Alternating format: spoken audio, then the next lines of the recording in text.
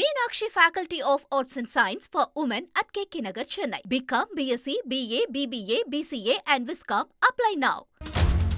சென்னை தீவுத்திடலில் கடல் உணவு சார்ந்த மீன்வள திருவிழா வெள்ளிக்கிழமை தொடங்கியது.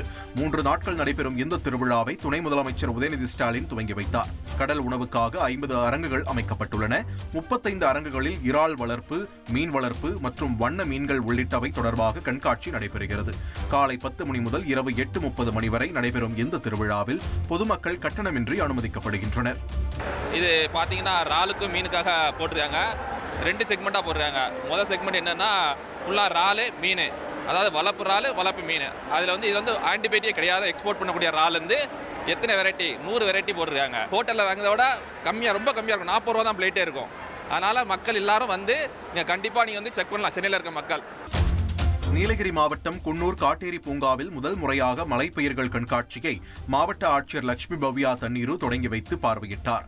வளர்ந்து வரும் நகர வாழ்வியலால் மறந்து போன கிராம வாழ்வியலை மக்கள் அறிந்து கொள்ளும் வகையில் 5 டன் அளவிலான மலைப்பயிர்களை கொண்டு பல்வேறு வடிவங்கள் தத்ரூபமாக வடிவமைக்கப்பட்டுள்ளன. சுற்றுலா பயணிகளை வெகுவாக கவர்ந்துள்ள இந்த மலைப்பயிர்கள் கண்காட்சி ஜூன் 1ஆம் தேதி முதல் 3 நாட்கள் நடைபெறும். மதுரை தெப்பக்குளம் அருகே ஆழ்குழாய் கிணறுகளில் இருந்து ரசாயனம் கலந்த நீர் வருவதால் குடியிருப்பு வாசிகள் அச்சத்தில் உள்ளனர்.